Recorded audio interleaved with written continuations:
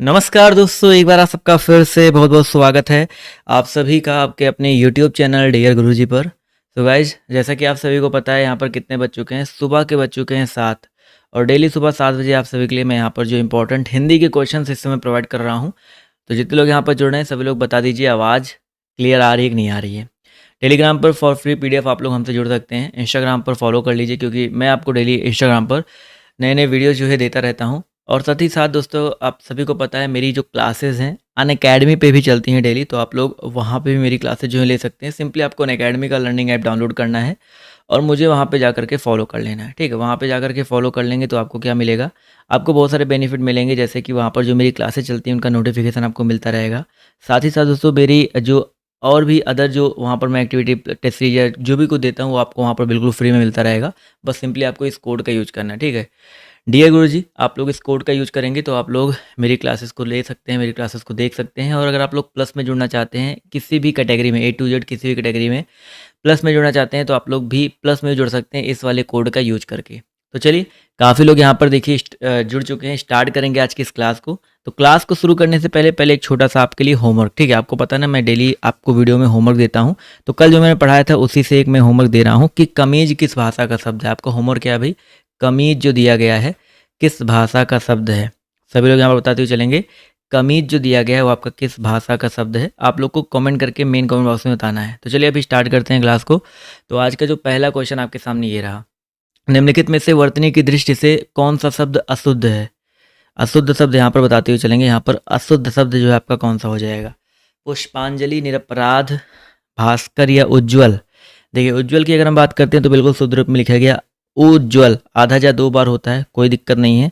Option number हम बात करते हैं बी के बारे में, निरपराध, निरापराध लिखा गया है, जबकि हम लोगों ने क्या पढ़ रखा है, निरपराध पढ़ रखा है। तो जितने लोग यहाँ पर जवाब दे रहे हैं ऑप्शन नंबर बी वाला, निरप्लस अपराध और निरापराध नहीं निरपराध होता है, रा पे आ की मात्रा नहीं लगेगी। तो ऑप्शन नंबर बी यहाँ पर जो है आपका अशुद्ध शब्द हो जाएगा।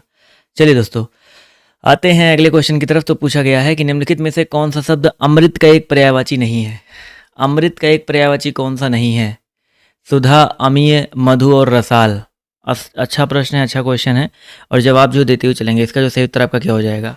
यहाँ पर अगर देखा जाए तो जो आपका रसाल दिया गया है, रसाल की अगर हम बात करते हैं तो रसाल जो आपका क्या हो जाएगा भाई, आम का पर्यायवाची होता है। तो जितने लोग यहाँ पर ऑप्शन नंबर डी जवाब दे रहे हैं वो लोग यहाँ पर बिल्कुल करेक्ट हो जाएंगे। चलिए अगला क्वेश्चन देखिए, आपसे क्या पूछा गया है, निम्नलिखित वाक्यों के में से संबंध कारक वाले वाक्य को पहचानना है। किसको पहचानना भाई, संबंध कारक वाले वाक्यों को पहचानते हुए चलना है।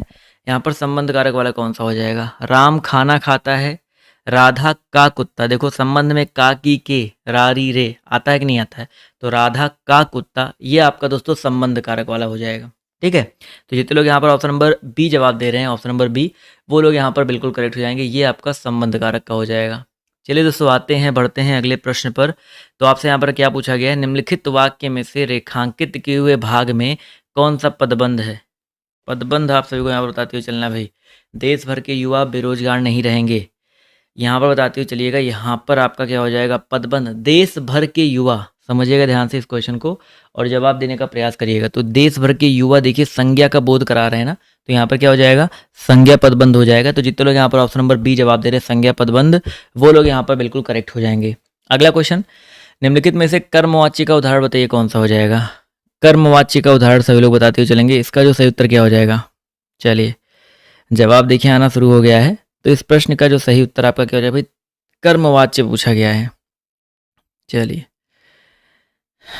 जवाब देखिए आना शुरू हो गया है। तो भैया जी, कर्म की प्रधानता पत्र लिखा जाता है, मुझसे बैठा नहीं जाता। तो पहले ही ऑप्शन की बात करते हैं, पत्र लिखा जाता है, ये आपका कर्मवाच्य हो जाएगा। ठीक है, तो जितने लोग यहाँ पर जवाब दे रहे हैं ऑप्शन नंबर ए वाला, वो लोग यहाँ पर बिल्कुल करेक्ट हो जाएंगे। अगला क्वेश्चन देखिए आपसे क्या कह रहा है कि निम्नलिखित में से स्त्रीलिंग शब्द बताइए कौन सा हो जाएगा। स्त्रीलिंग शब्द आपको बताते हुए चलना है। यहाँ पर स्त्रीलिंग शब्द आपका कौन सा हो सकता है, देखते हैं कितने लोग यहाँ पर सही जवाब देते हैं। चारों ऑप्शन नहीं दिख रहे हैं, कोई बात नहीं। वेदना, अध्याय, त्याग और नेत्र। चलिए थोड़ा सा अच्छा प्रश्न है और यहाँ पर प्रयास करेंगे तो इसका भी जवाब देखिए सही ही आएगा। तो यहाँ पर स्त्रीलिंग शब्द बताइए कौन सा हो जाएगा। तो वेदना, जितने लोग यहाँ पर वेदना जवाब दे रहे हैं ऑप्शन नंबर ए वाला, वो लोग यहाँ पर बिल्कुल करेक्ट हो जाएंगे। ये आपका दोस्तों कैसा हो जाएगा, स्त्रीलिंग शब्द हो जाएगा। तो ऑप्शन नंबर ए, जितने लोगों ने जवाब दिया है वो लोग यहाँ पर बिल्कुल करेक्ट हो जाएंगे। अगला क्वेश्चन पूछा गया है, निम्नलिखित वाक्य में से क्रिया विशेषण पदबंध क्या है? क्रिया विशेषण पदबंध छाटते हुए चलना है आपको यहाँ पर। उस पहाड़ी के पीछे मेरा गांव है, तो क्रिया विशेषण देखो, उस पहाड़ी के पीछे, यहाँ पर इतने ही की बात करते हैं, तो उस पहाड़ी के पीछे ये मेरा गांव है, तो ये क्रिया विशेषण, क्रिया की विशेषता जो आपका यहाँ पर बताया जा रहा है, गांव होना, गांव का होना एक क्रिया है, और कहाँ पर है, होना कहाँ पर बोध हो रहा है, उस पहाड़ी के पीछे है। तो इस वजह से ऑप्शन नंबर जो इसका ए दिया गया साथियों, ये आपका क्या हो जाएगा, ये आपका एक प्रकार से क्रिया विशेषण पदबंध हो जाएगा। चलिए आते हैं अगले प्रश्न पर। तो अगला प्रश्न सभी लोग जवाब देने का प्रयास करेंगे। वियोग श्रृंगार की कितनी दशाएं मानी गई हैं? वियोग श्रृंगार की कुल कितनी दशाएं मानी गई हैं? ये अच्छा प्रश्न है भाई, देखते हैं कितने लोग यहाँ पर सही जवाब देते हैं। वियोग श्रृंगार, देखिए श्रृंगार रस के दो भेद होते हैं, संयोग श्रृंगार और वियोग श्रृंगार। और वियोग श्रृंगार की अगर हम बात करते हैं तो इनकी टोटल 10 दशाएं होती हैं। कितनी होती हैं भाई? आपकी 10 दशाएं होती हैं। उनमें से कुछ मैं आपको बता दूं, जैसे एक अभिलाषा, चिंता, स्मृति, बहुत सारे ऐसे करके आपके टोटल 10 दशाएं होती हैं। तो ऑप्शन नंबर सी जितने लोग जवाब दे रहे हैं वो लोग यहाँ पर बिल्कुल करेक्ट हो जाएंगे। अगला क्वेश्चन क्या पूछा गया है, निम्नलिखित में से प्रशंसा सूचक विस्मयादि बोधक अव्यय कौन सा नहीं है? क्या पूछा गया है? प्रशंसा सूचक विस्मयादि बोधक अव्यय जो आपका कौन सा नहीं है? सभी लोग यहाँ पर बताते हुए चलेंगे। इस प्रश्न का जो सही उत्तर आपका क्या हो जाएगा? चलिए धीरे धीरे यहाँ पर देखिए जवाब आना शुरू हो गया है। तो इस प्रश्न की अगर हम बात करते हैं तो यहाँ पर जो करेक्ट आंसर आपका क्या हो जाएगा? देखा जाए तो यहाँ पर इस प्रश्न में प्रशंसा सूचक साधु साधु, बाप रे बाप, सुंदर और शाबाश, इसमें अगर देखा जाए तो आपका बाप रे बाप ये आश्चर्य का बोध करा सकता है, ठीक है। ये आपका प्रशंसा नहीं, बाप रे बाप आश्चर्य का, या बाप रे बाप आप कह सकते हो शोक सूचक का भी अव्यय हो सकता है, बट यहाँ पर प्रशंसा सूचक अव्यय तो बिल्कुल भी नहीं है। तो ऑप्शन नंबर सी जितने लोग जवाब दे रहे हैं वो लोग यहाँ पर बिल्कुल करेक्ट हो जाएंगे। अगला क्वेश्चन देखते हैं आपसे यहाँ पर क्या पूछा गया है, ध्यान से देखिएगा, बहुत ही अच्छा प्रश्न है। क्वेश्चन के ऑप्शंस दिख रहे हैं ना। बोरो सब रघुवंश कुठार की धार में, वारन बाजी सरत ही, वान की वायु उड़ान के लक्षण, लक्ष्य करो अरिहा समत्थरी। तो यहाँ पर आपको बताता है ये पंक्तियों में कौन सा रस है। चलिए भाई इन पंक्तियों में आप सभी को रस बताते हुए चलना है। क्वेश्चन नंबर 10 है। तो यहाँ पर अगर देखा जाए तो जब आपको यहाँ पर क्या हो सकता है, अगर क्वेश्चन नंबर 10 की अगर हम बात करते हैं तो यहाँ पर देखा जाए तो ध्यान से आपका हो जाएगा क्या, रौद्र रस। कुछ लोग यहाँ पर जवाब दें, जहाँ पर किसी विरोधी, किसी अपकारी आदि के कार्य होने की चेष्टा का बोध होता है, या क्रोध नामक स्थायी भाव जागृत होती है मन के अंदर, तो वहाँ पर क्रोध रस होता है, रौद्र रस होता है। तो यहाँ पर रौद्र जितने लोग जवाब दे रहे हैं ऑप्शन नंबर डी, वो लोग यहाँ पर बिल्कुल करेक्ट हो जाएंगे। चलिए अगला क्वेश्चन देखिए आपसे यहाँ पर क्या पूछा गया है, उपविराम का चिन्ह बताइए क्या हो जाएगा। उपविराम बहुत ही अच्छा प्रश्न है और जवाब देने का प्रयास करेंगे। उपविराम यहाँ पर कौन सा हो जाएगा? ये देखो पहला जो लगा है ये आपका क्या उपविराम होता है कि नहीं होता है? तो पहले ऑप्शन की बात करते तो ये आपका पहला उपविराम है। दूसरा ये आपका अर्धविराम होता है, ठीक है, ये आपका अर्धविराम है। ये प्रश्नवाचक है। चारों ऑप्शन क्लियर करते हुए चलेंगे, प्रश्नवाचक हो जाएगा। इसके अलावा यहाँ पर अगर हम बात करते हैं ये आपका छोटा ब्रेकेट जिसको बोलते हैं। तो यहाँ पर जितने लोगों ने जवाब दिया है ऑप्शन नंबर डी वाला, वो लोग यहाँ पर जो है बिल्कुल करेक्ट हो जाएंगे। चलिए अगला क्वेश्चन देखिए आपसे यहाँ पर क्या पूछा गया है, ध्यान से देखिएगा और सभी लोग जवाब जो देने का प्रयास कीजिएगा। चलिए ध्यान से देखिए, कबीरदास, तुलसीदास, सूरदास आदि कौन कौन से संत कवि हैं? चलिए सभी लोग यहाँ पर बताते हुए चलेंगे, कबीरदास, तुलसीदास, तुलसीदास, सूरदास, ये किस काल के कवि हैं? चलिए फटाफट जवाब जो देते हुए चलिएगा। इस प्रश्न का जो सही उत्तर आपका क्या हो जाएगा? जवाब देखिए यहाँ पर धीरे धीरे आना शुरू हो गया है। तो इस प्रश्न की अगर हम बात करते हैं तो इस प्रश्न का जो सही उत्तर आपका क्या हो जाएगा, 12 नंबर क्वेश्चन की अगर हम बात करते हैं तो ये सारे आपके भक्ति काल के कवि हैं, ठीक है। भक्ति काल जितने लोग जवाब दे रहे हैं ऑप्शन नंबर बी, वो लोग यहाँ पर बिल्कुल करेक्ट हो जाएंगे। अगला क्वेश्चन, अजंत के लिए सही संधि विच्छेद को चुनिए। अजंत के लिए सही संधि विच्छेद को जो चुनते हुए चलना है, यहाँ पर क्या हो जाएगा? बहुत ही आसान सा प्रश्न है। क्वेश्चन नंबर आपका यहाँ पर देखिए 13 दिया गया है, जवाब देखिए आना शुरू हो गया है। तो अच प्लस अंत, देखिए ये चीज याद रखिएगा, अच प्लस अंत, चा का इसका तीसरा क्या होता है, चाचा जा में परिवर्तन हो जाता है। मैंने आपको बहुत अच्छे से व्यंजन संधि पढ़ाया हुआ है। छोटा सा वीडियो है, शायद 10-15 या 20 मिनट का कह सकते हो, ध्यान नहीं है कितने मिनट का वीडियो, बट ये चीज़ याद रखिएगा। ये आपका जो है आपका किसका बोध कराता है, यहाँ पर देखा जाए तो ये आपका अजंत जो है आपका व्यंजन संधि का उदाहरण है। क्लियर है। अगला क्वेश्चन देखिए आपसे क्या पूछा गया है, किसका प्रयोग सदैव एक वचन में होता है? किसका प्रयोग सदैव एक वचन में होता है? नदी, साधु, प्रत्येक और घर। नदी, साधु, प्रत्येक और घर, किसका प्रयोग सदैव एक वचन में होता है? चलिए जवाब देखिए यहाँ पर धीरे-धीरे आना शुरू हो गया है। तो भैया यहाँ पर अगर देखा जाए तो प्रत्येक शब्द की अगर हम बात करते हैं, तो प्रत्येक शब्द का प्रयोग जो है सदैव किसमें होता है? एक वचन में होता है। प्रति प्लस एक मिलके मतलब प्रत्येक शब्द हमेशा एक वचन में ही होता है। नदी का नदियाँ हो जाएगा, साधु का साधुएँ हो जाएँगे, घर का घर भी हो सकते हैं। मतलब बहुवचन में इसका प्रयोग किया जा सकता है अगर इसको थोड़ा-सा परिवर्तन कर दो, लेकिन प्रत्येक शब्द का प्रयोग सदैव एक वचन में होता है, ये चीज़ याद रखिएगा।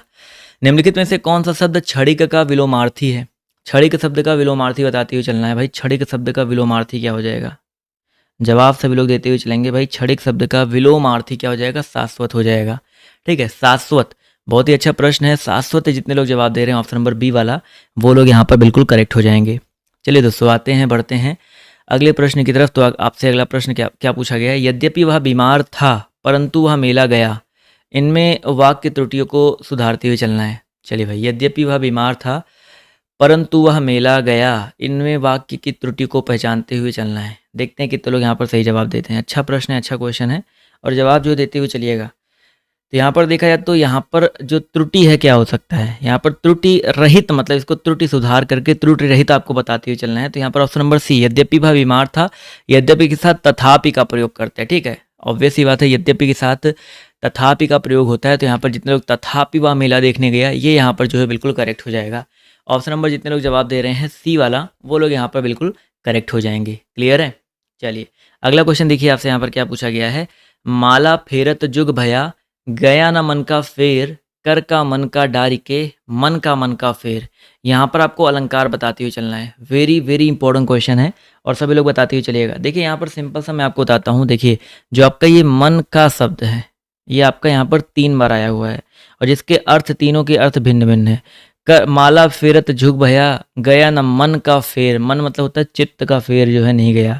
मन का, कर का मन का डारी के, कर का मन का, यहाँ पर जो कर का मन का दिया गया है, ये आपका किसका है? माला का मोती दिया गया है। कर का मन का डारी के, और मन का, यानी कि जो मन का चित्त का, जो हृदय का जो मोती रूप विचार है, वो आपका। तो 3 अलग अलग, एक शब्द एक से अधिक बार आए, तीनों के अर्थ अलग अलग हो, तो वहाँ पर क्या होता है? यमक अलंकार होता है। ठीक है, तो जितने लोग यहाँ पर यमक जवाब दे रहे हैं, बोले तो ऑप्शन नंबर सी जितने लोग जवाब दे रहे हैं, वो लोग यहाँ पर बिल्कुल करेक्ट हो जाएंगे। चलिए साथियों, आते हैं, बढ़ते हैं अगले प्रश्न पर। तो निम्नलिखित में से कौन सा शब्द हास्य का विलोमार्थी है? हास्य का विलोमार्थी बताइए क्या हो जाएगा? शौर्य, रुदन, उपहास, या कुछ और? हास्य का विलोमार्थी बताते हुए चलना है। तो भैया जी, हास्य का विलोमार्थी आपका क्या हो जाएगा? रुदन हो जाएगा। सरल क्वेश्चन था, आसान क्वेश्चन था। तो जितने भी साथियों ने यहाँ पर रुदन जवाब दिया है, ऑप्शन नंबर सी वाला, वो लोग यहाँ पर जो है बिल्कुल करेक्ट हो जाएंगे। क्लियर है? चलिए, बहुत ही अच्छी बात है। अगला क्वेश्चन देखिए, आपसे क्या पूछा गया है? निम्नलिखित में से अनिश्चयवाचक सर्वनाम कौन सा है? अनिश्चयवाचक सर्वनाम बताइए क्या हो जाएगा? मैं, वह, जो और कोई। तो यहाँ पर अनिश्चयवाचक की अगर हम बात करते हैं, अनिश्चय जिससे कोई निश्चित ना हो। मैं तो पुरुषवाचक होता है, वह निश्चयवाचक होता है, जो संबंधवाचक होता है। लेकिन बचा क्या आपका? कोई। जो कोई शब्द दिया गया है दोस्तों, ये आपका अनिश्चयवाचक के अंतर्गत आता है। तो जितने लोग यहाँ पर ऑप्शन नंबर डी जवाब दे रहे हैं, वो लोग यहाँ पर बिल्कुल करेक्ट हो जाएंगे। ठीक है, अनिश्चयवाचक के अंतर्गत आपका कोई आ जाएगा। चलिए साथियों, आते हैं, बढ़ते हैं अगले प्रश्न पर। तो उपर्युक्त के लिए सही संधि विच्छेद बताइए क्या हो जाएगा? उपर्युक्त शब्द के लिए सही संधि विच्छेद क्या हो सकता है? उपर्युक्त, बहुत ही आसान प्रश्न है, बहुत ही अच्छा प्रश्न है। थोड़ा सा प्रयास करते हुए चलिएगा। देखिए ई प्लस ऊ बराबर यहाँ पर यू में परिवर्तन होता है। तो यहाँ पर उपर्युक्त के लिए बताइए क्या हो जाएगा? जवाब देखिए यहाँ पर धीरे धीरे आना शुरू हो गया है। काफ़ी लोग के जवाब देखिए यहाँ पर सही आ रहे हैं। तो उपर्युक्त शब्द का संधि विच्छेद देखिए हो जाएगा ऊपरी प्लस उक्त वाला। ठीक है, ऊपरी प्लस उक्त यहाँ पर जो है करेक्ट हो जाएगा। क्लियर है यहाँ तक? चलिए बढ़ते हैं दोस्तों अगले क्वेश्चन की तरफ, अगले प्रश्न की तरफ। तो आपसे यहाँ पर देखिए क्या पूछा गया है, ध्यान से देखिएगा। पूछा गया आपसे यहाँ पर दिए गए वाक्यों में, एक मिनट जाइएगा। आपसे यहाँ पर पूछा गया दिए गए वाक्यों के जिस अंश में त्रुटि हो, आप सभी को उसको इंगित करते हुए चलना। अगर कोई त्रुटि ना हो तो ABC पर आप लोग टिक कर सकते हैं। अगर कोई त्रुटि हो तो आप लोग, कोई त्रुटि ना हो तो आप D पर टिक कर सकते हो। कोई त्रुटि हो तो आप लोग ABC पर टिक कर दीजिएगा। क्या पूछा गया भाई? कृपया आप ही यह बताने की कृपा करें कि दिल्ली कब चलना है। अब देखो यहाँ पर कृपया आप ही, कृपया पहले लग गया है ना, तो यहाँ पर अगर आपका कृपया यहाँ पर लग गया है तो आप ही यह बताने की कृपा करें। तो यहाँ पर या तो ये वाला, तो ऑप्शन नंबर यहाँ पर देखा है तो बी वाला जो ऑप्शन, ये आपका गलत हो जाएगा। क्लियर है? चलिए अगला क्वेश्चन देखिए क्या पूछा गया है। दुम दबाकर भागना, इस मुहावरे का सही अर्थ बताइए क्या हो जाएगा? दुम दबाकर भागना, अच्छा प्रश्न है, सभी लोग यहाँ पर जवाब जो देने का प्रयास करेंगे। तो भाई दुम दबाकर भागना मतलब क्या होता है? बिना डर के भागना या डर कर भागना? तो भाई जो डर के भागते हैं उन्हीं को बोलते हैं दुम दबाकर भागना ना। तो ऑप्शन नंबर जितने लोग सी जवाब दे रहे हैं वो लोग यहाँ पर बिल्कुल करेक्ट हो जाएंगे। अगला क्वेश्चन देखिए क्या पूछा गया है। कौन सा वाक्य सात्यता बोधक भविष्य काल में है? सात्यता बोधक भविष्य काल में कौन सा वाक्य है?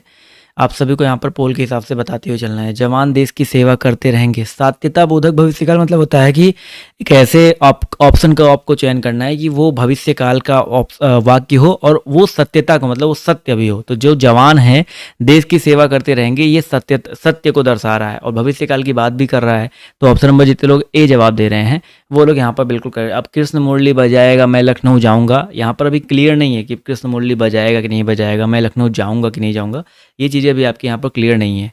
अगला क्वेश्चन देखिए आपसे क्या पूछा गया है। टेस्टिमोनियल का हिंदी अनुवाद बताइए क्या हो जाएगा? अच्छा प्रश्न है, इसका जवाब जो देने का प्रयास करेंगे। टेस्टिमोनियल का जो आपका पूछा गया है हिंदी अनुवाद, थोड़ा सा ऊपर कर देते हैं, अभी आपको दिख रहा होगा। तो इस प्रश्न का जो सही उत्तर आपका क्या हो सकता है?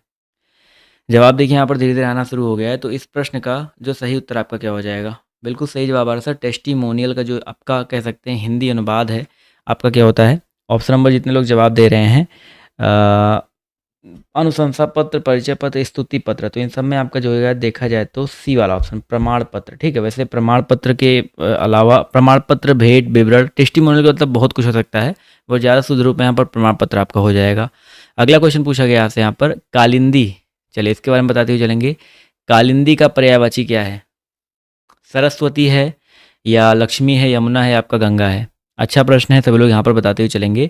तो कालिंदी जो है दोस्तों याद रखिए कि ये जो है आपका यमुना का पर्यायवाची है। ठीक है, लक्ष्मी, सरस्वती, गंगा का पर्यायवाची मैंने आपको कई बार बता रखी है, त्रिपतगा होता है। लक्ष्मी के बारे में बता रखा है, बट यहाँ पर यमुना जो है कालिंदी का पर्यायवाची होता है, तो इसको गलत मत करिएगा। अगला क्वेश्चन देखिए आपसे क्या पूछा गया है कि बढ़ा चढ़ा कर कही गई बात के लिए एक शब्द बताइए कौन सा हो जाएगा? बढ़ा चढ़ा कर कही गई बात के लिए एक शब्द जो है आपका कौन सा हो जाएगा? तो भाई अतिशयोक्ति होता है, लेकिन शुद्ध रूप में कौन सा लिखा गया आपको ये बताना है। तो अतिशयोक्ति की अगर हम बात करते हैं तो शुद्ध रूप में देखिए ऑप्शन नंबर डी वाला लिखा गया है। तो जितने भी साथी, जितने दोस्त यहाँ पर डी जवाब दे रहे हैं अतिशयोक्ति में, वो लोग यहाँ पर बिल्कुल करेक्ट हो जाएंगे। अगला क्वेश्चन पूछा गया है कि विकृत के आधार, विकृत आकार, वेश, बोली, चेष्टा, व्यवहार आदि के वर्ण से उत्पन्न होता है। ध्यान से देखिएगा भाई, विकृत आकार यानी कि कुछ उल्टा सीधा आकार हो, अड़बंगा सा आकार हो, कुछ उसका जो वेशभूषा हो थोड़ी अजीब सी हो, बोली अजीब सी हो, व्यवहार अजीब सा हो, तो इससे क्या होता है? हास्य रस का बोध होता है। किस रस का बोध होता है भाई? हास्य रस का बोध होता है। तो जितने लोग यहाँ पर ऑप्शन नंबर ए जवाब दे रहे हैं वो लोग यहाँ पर बिल्कुल करेक्ट हो जाएंगे। क्लियर है? अगला क्वेश्चन देखिए आपसे यहाँ पर क्या पूछा गया है। निम्नलिखित में से विशेषण शब्द बताइए क्या हो जाएगा? इन चारों में आप सभी को विशेषण छापते हुए चलना है। लंबाई, बुढ़ापा, समझ और शांत। तो जैसे मैंने आपसे सिंपली आपसे क्या पूछा, हमने बोला कि वो बहुत शांत स्वभाव का है। ठीक है, अगर लंबा लिखा होता तो आपका विशेषण हो जाता, लेकिन शांत की अगर हम बात करते हैं तो उसके स्वभाव की विशेषता बताई जाए, वो शांत स्वभाव का है। तो यहाँ पर जो दिया गया आपका ऑप्शन नंबर डी वाला शांत, ये आपका एक प्रकार से गुणवाचक विशेषण होता है। तो यहाँ पर जितने लोगों ने ऑप्शन नंबर डी जवाब दिया है वो लोग यहाँ पर बिल्कुल करेक्ट हो जाएंगे। अगला क्वेश्चन देखिए आपसे क्या पूछा गया है कि किस छंद के प्रत्येक चरण में 28 मात्राएं होती हैं और 14-14 या 16-12, देखो 16-12 मैंने आपको पढ़ा रखा है, 16-12 मात्राओं पर ये बताइए किस में होता है? 28 मात्राएं किस में होती है? पहले ये याद रखो भाई, 28 मात्राएं और 16 और 12 पे यति आपका किस में होता है? हरि गीतिका में होता है। किस में होता है? हरि गीतिका में होता है। तो ऑप्शन नंबर जितने लोगों ने सी जवाब दिया है वो लोग यहाँ पर बिल्कुल करेक्ट हो जाएंगे। अगला क्वेश्चन देखिए आपसे क्या पूछा गया है। निस उपसर्ग से बना शब्द बताइए कौन सा हो जाएगा? निस उपसर्ग से बना शब्द निम्नलिखित में से कौन सा है? पापी, पापी में निस कहीं दिख नहीं रहा है, निष्पाप और निशा में दिख रहा है, बट निशा शब्द आपका एक मूल शब्द है, तो निष्पाप निशा शब्द में तो नहीं लगा है, बचा क्या आपका? निष्पाप। तो यहाँ पर जितने लोग ऑप्शन नंबर बी जवाब दे रहे हैं इसमें लगा हुआ है, तो ऑप्शन नंबर बी यहाँ पर दोस्तों बिल्कुल करेक्ट हो जाएगा। क्लियर है? चलिए अगला क्वेश्चन देखिए आपसे क्या पूछा गया है। सर्प के लिए सही पर्यायवाची वाले शब्दों की पंक्ति को चुनते हुए चलना है। किसके लिए भाई? सर्प के लिए सही पर्यायवाची वाले शब्दों की पंक्ति को चुनते हुए चलिए। व्याल, भुजंग, उरग, व्याल, या आपका यहाँ पर कुछ और हो सकता है। चलिए इस प्रश्न का जवाब जो देते हुए चलेंगे। 31 का जो सही उत्तर आपका क्या हो जाएगा?